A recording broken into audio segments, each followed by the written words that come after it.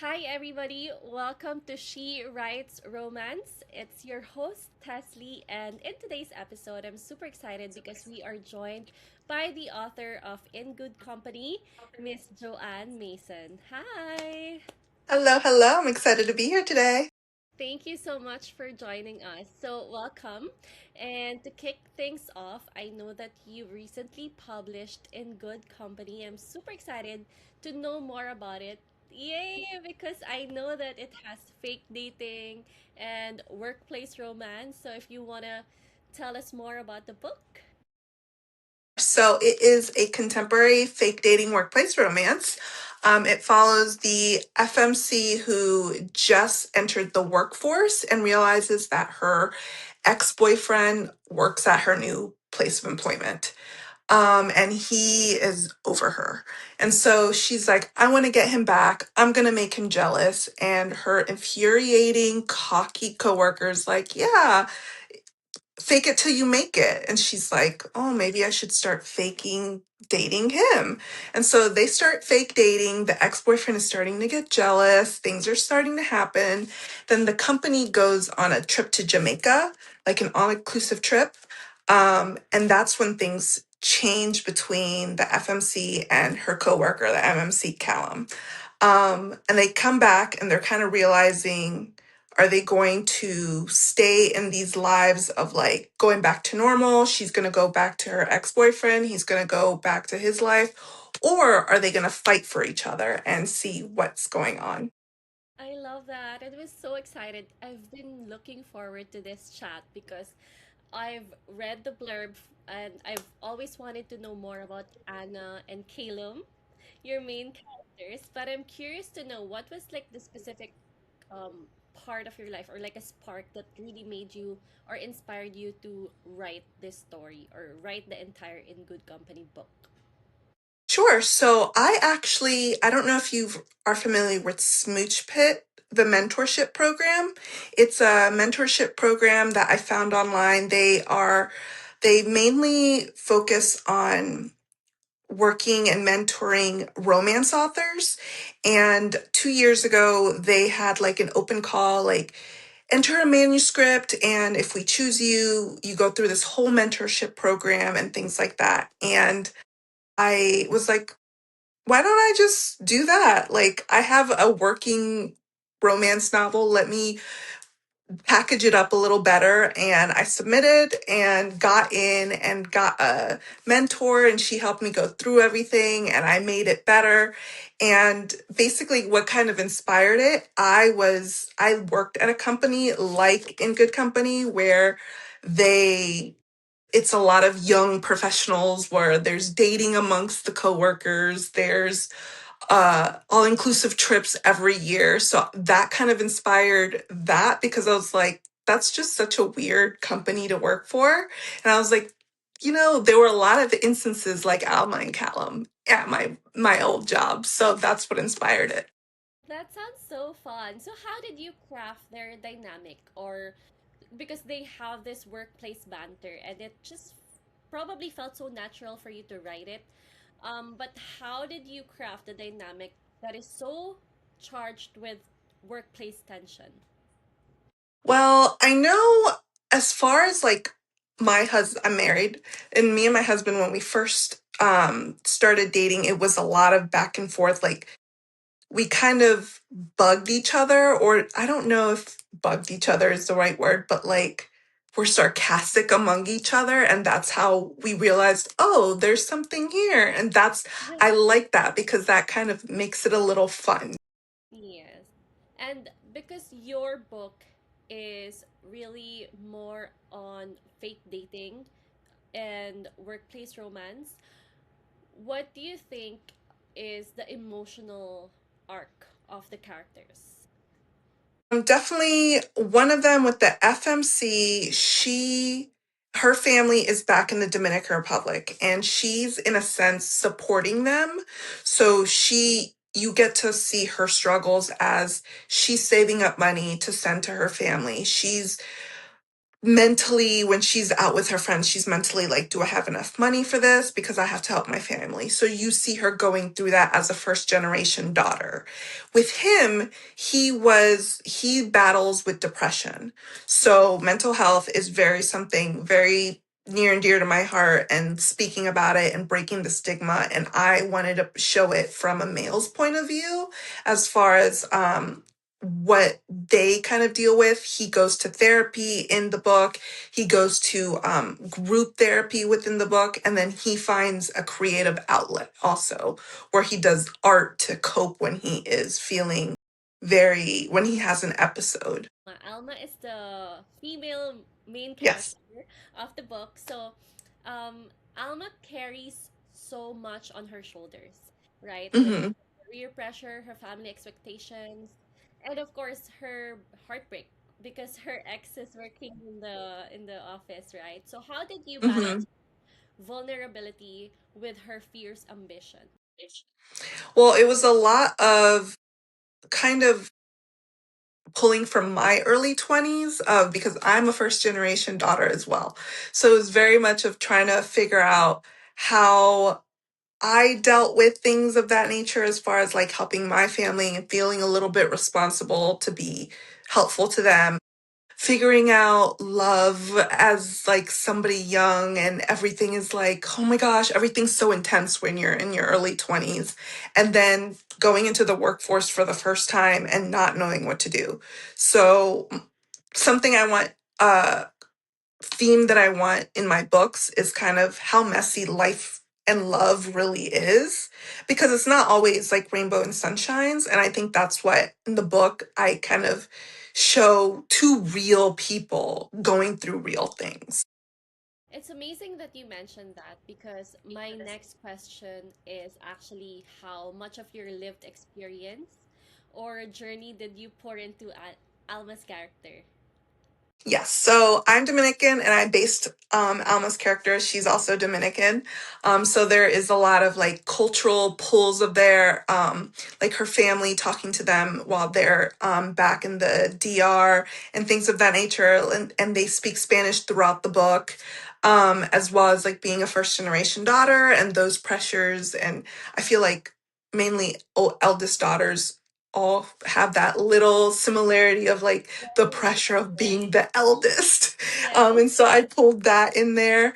And then I am very much kind of a little wound the same way she is, as far as kind of wanting things to be perfect, but it doesn't work that way with life. So yeah. That's true. And we're going to Calum now. So Calum, he's witty and he's confident, but as you mentioned, he struggles with his mental health. So how important was it for you to write him in a way that is allowed to be vulnerable and flawed in the book? Well, it was very much again something that was important to me because I live with bipolar disorder. So I understand how sometimes people are not sure, like tiptoe, not sure how to talk about those types of topics. And I really wanted it to be something that people kind of get insight, that people kind of get familiar with without feeling shy or without feeling um like they don't know what's going on. So I really wanted to show how it really felt. First, well, everybody's experience is different, but how Callum's character really felt when he was in it. You get that kind of feeling of doom like he felt, of like, I'm not never going to get out of this. And in the book I really tried not to make it to where, oh, her love made got me better. No, it was more of like his acceptance that somebody else can love him and that he is lovable, that can get him through everything. And I feel like that's so relatable. And I love that you said that. I just honestly just thought that you said that because my next question is if there's any like scene or what was the most emotional or challenging part of writing this book, because I know that Alma and Calum have their own different struggles, personal struggles, and then they come together. Mhm. So, was there any part of this book that you found most challenging to write about? I think it was probably the back and forth, because the back and forth in the sense of, I know people don't really like the miscommunication trope, but it's so real because people don't talk. You think this person can read your mind and Yeah. you don't communicate your feelings, and it's like that's not how it works. And so I kind of built that in of like, she's feeling a certain way, he's feeling the same way, but they don't talk to each other about it, and they're not willing to talk to each other about it because they're scared about it. So that was kind of something I really wanted it to come across in the book. And I was really nervous that, like, the whole time I was like, am I doing this right? Is it too much? And so I felt that that was really hard to tiptoe without being like too much over under communication between the two characters. I'm curious to know if this book, In Good Company, is an open door romance. I feel like it is. Is it? It is. Oh yes, it definitely is. Plenty of steam. Yeah, a lot of spice. There's one scene where he talks her through it. So like, they don't really do anything intimate, but he's talking her through something while he's watching. So I thought that was kind of like, oh gosh. Sounds so exciting. Did you always know this story was going to be open door, or did you ever consider keeping it closed door? No, and when I read books, I like a little spice. So I felt like I had to put it in there, even if it's a little bit. So I've always known it was going to be open door. Yeah, and I'm the same. I love my romance books with a little bit of spice. Hmm. You So need just a little something. yeah, right? So how did you approach writing the steamy or spicy scenes so that they advance the emotional storyline rather than just being hot? Hmm. Um, a lot of the times, for most of the book, I wrote it to where I didn't add any spicy scenes. I just wrote it through. And then I was like, where does it make sense without pushing it where it doesn't make sense? So I was like, okay, this place is kind of leading up to it, all of the tension. So it makes sense here versus just putting it in a random spot just to have open door spice, like just to have a spicy scene.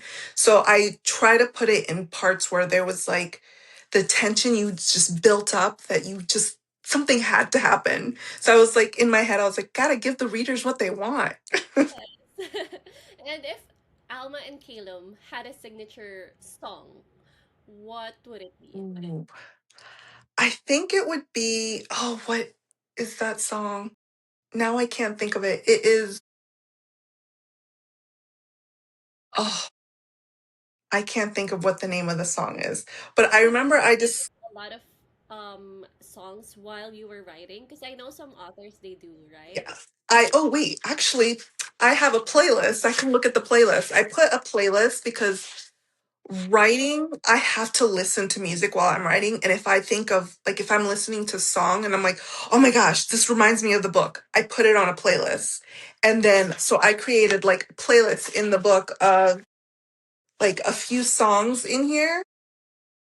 And then I created a Spotify that people can go to listen to all the songs. Like, there's more songs. Definitely checking out the playlist on Spotify. Yeah, I was like, and I had to do that. And I think I'm going to do that for all of, because this is a three series book, or a three-part series. And this is the first one. And so I know the playlist is going to go through all of them because I really like that. But for the song, oh, what is it? It's called, oh, Once in a Lifetime by John Michael Howell. Okay, Yeah, I'm it's definitely really good. adding that to my It's a Spotify good one. playlist for today. But Yes. is there any like scene or your most favorite part of the book that you want the readers to know about? Yes, but I'm not going to reveal too much. It's the ending, which I knew the ending first. I think I knew the theory, like I knew an idea of what the book was, but the ending, I was like, this is it. I know this is what's going to happen. Um, and it's their happily ever after, the grand gesture. And I'm not going to explain what it is because it is a surprise, but it is Oh, something that like he poured his heart into, and you can tell he did. Like he pulled things as far as like what reminds him of her and things of that nature. And it's just like that was probably like I think that was probably the first scene I even wrote. okay, but I have to ask, was it inspired by anything that happened in your real life? Um no, at least for the grand gesture, no. The other parts, there are a few parts from my life that I was like, oh, let me just put it in there, and then stuff like that. Yeah. But That's I'll so keep those to myself. yes, absolutely. So, your story hits all the swoony tropes, right? Because we love fake Mhm. dating, we love the tension of the workplace romance. So how do you write romance that makes people genuinely feel emotional in this book?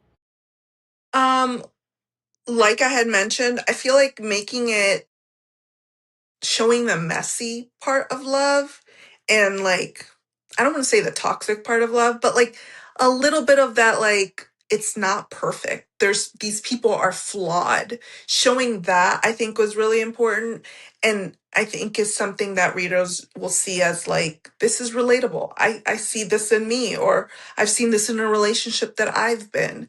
So I think that was something that I definitely want to keep in my writing. Do you have like a writing ritual when you were writing in good company? Definitely my playlist. And Mm-hmm. then other than that, no, it was very much music. And once I had my playlist set, it was just listening to the playlist over and over again, over and over again, like the whole time. And even when I was in the car, listening to it. So it kind of inspired me and inspired scenes. And this is because I know that you are Latina. So is Hmm. there any, if you think about in good company, is there a signature drink or a coffee order that, I don't know, just represents the whole vibe of the book? Signature drink. I know one of the readers had, oh, I wish she would have told me what's in it, but she made two drinks. She sent me on Instagram and she's like, I made two drinks based off your book. One of them was called Out of Office, Mm-hmm. and then the other one was called Jamaican fun or something like that. I can't remember what. And one was like a mocktail and one was an alcoholic drink. And I was like, that is so cool. I wanted to ask her what's in it because I want to make them too. And I was like, the one that was like out of office, I was like, that is so cute and like playful. And that's something I was like, maybe I should make drink orders for Yeah. like to put in the book or something like that. In the second book, which is written, but I still am working on editing, there is like a signature drink that I talk about a lot in that one. Something to look forward to. So, I know that you showed us the cover of the book earlier. What's your inspiration? I love it. What's your Thank you. inspiration behind the book cover? So I had a lot of trial and error with the book cover. I had a cover artist, it didn't work out. So I had another cover artist, that didn't work out, but it was probably within a month and a half before release date, and I didn't have time because it takes time to get with the cover artist and get your plan out and everything. So I didn't have time, but my brother, he had created character art with he had created this as character art. So I went to him and I was like, is there any way I can use this as my cover? And he's like, it's yours. Like, this is your artwork now. You can do whatever you want with it. And so I basically was like, I had to format everything all by myself because I didn't know what to do. And I was like, okay, I'm throwing, this is the typography, this is everything. And basically, I sent him pictures of what I think the characters look like based on like their descriptions, and he captured it perfectly. And there's a scene in the book where they're in an alleyway, and that's what this one is. Hmm. So amazing. I can't wait to read it. Yeah, so lastly, because this is something that I ask all our guests before we wrap up the episode. Hmm. This is complete the sentence. So if you were to complete the sentence, this book is for. Okay. This book is for people that are willing to write their own narrative, as far as if you don't think you are worthy of love, or if you don't think you are able to do something because you're being held back because of someone or something like that, you can write your own narrative. You can change or break out of something. I feel like the characters in this book were very much, they thought they had to be this certain way. And then they kind of realized, no, I don't have to. So they rewrote their own story. And it just happened to be that they were together in the story. But like, yeah, I think that's it, that you can rewrite your own narrative.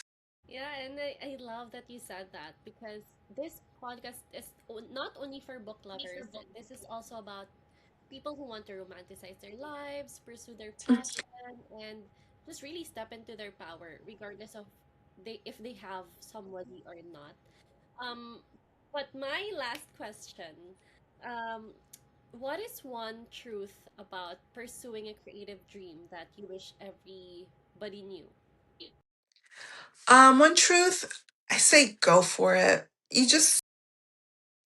I think I waited so long because I was like, what if I'm not good enough? Or what if it takes too long? Or it was just too many what ifs. And finally I was like, just go for it. What's the worst that can happen? I get one reader. At least I got one reader. Like that's something. At least I wrote the book. At least I tried. So I think it's just to go for it, Yeah. because you won't regret doing it. You'll regret never doing it. Thank you so much. So, No, Joanne, thank you. where can our listeners find your book or grab a copy of In Good Company?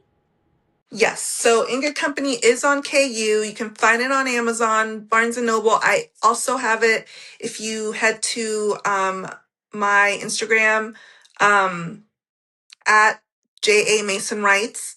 Um, I have a link there. You can go to my website directly and get signed copies of In Good Company as well, as far as like little swag bags of In Good Company with goodies too. Um, yeah, and you can find it all there. Yay! Thank you so much, Joanne. Thank you for your time. And I Yeah, love thank you so much for having me. Thank you. Bye bye. Bye.